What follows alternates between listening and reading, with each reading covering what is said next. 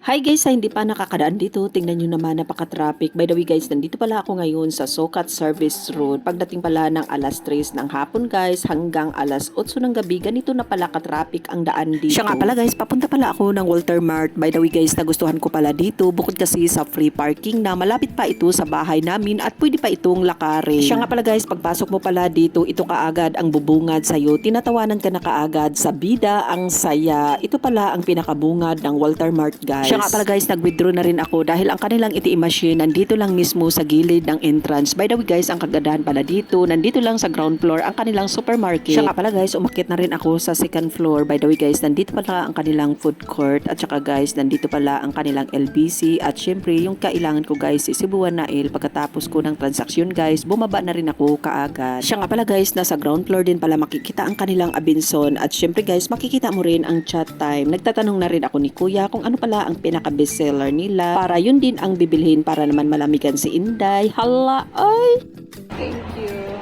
Siya nga pala guys, mahigit alas 7 na pala ako ng gabi nakaalis ng Walter Mart. By the way guys, papunta pala ako ng BF Homes dahil may importante na naman akong puntahan. Siya nga pala guys, bago pala ako pupunta ng BF Homes, dadaan muna ako dito ng Mercury. Katapat lang pala ito ng SMBF at magkatabi lang ito ng Paranaque Medical Center. Siya nga pala guys, hindi pa nakapunta dito. Ito pala yung pinakamagandang Mercury sa lahat ng napuntahan ko. Bukod kasi sa mayroon silang drive-thru, napakalawak pa ang parking area nila dito at napakalinis. Siya nga pala guys, nung una pala akong pumunta dito, nung bago pa tong bukas at una ko talagang pagbili dito, napamangha talaga ako dahil bukod sa napakalawak ng parking area nila dito guys, naka-organize talaga at ang pinakagusto ko dito guys ay may drive-thru sila. Siya nga pala guys, kaya naman dumaan ako dito dahil bumili pala ako ng pampaganda para pag magkita tayo, mapapahala. Uy ka talaga, charot lang guys. By the way guys, bumili pala ako ng vitamins para naman mayroon akong lakas sa araw-araw kong paglalakbay. Siya nga pala guys, alas 9 na pala ako ng gabi nakalabas ng Mercury. Tingnan nyo naman ang SM guys, na mulaklak na sa Christmas light. Malapit na talaga ang Pasko. By the way guys, papunta na ako ng BF para tagpuin ko na ang kausap ko. Siya nga pala guys, sa sobra kong busy dito sa labasan, di ko na mamalayan na hating gabi na pala akong makauwi sa bahay. By the way guys, kapag nandito pala ako sa labasan, kailangan tapusin ko lahat ang ginagawa ko bago ako uuwi sa bahay para kinabukasan panibago na naman. Pala guys, pagkatapos pala namin magkita ng aking kausap, pumunta pala ako dito. By the way guys, nandito lang pala ito sa BF Home. Siya nga pala guys, hindi ko naman talaga alintana ang puyat dahil sanay naman ako sa pagod at hirap. Siya nga pala guys, sa wakas pauwi na rin ako sa bahay at madadaanan ko rin ang SMBA. Palapit lang din ito sa bahay namin. Siya nga pala guys, maluwag na pala ang kalsada, hindi na masyadong matraffic. Pag ganitong oras na pala guys, napakaswabe na pala ang kalsada, kaya ito yung pinakagusto ko kapag magbiyahe. See you in my next video guys. Babu!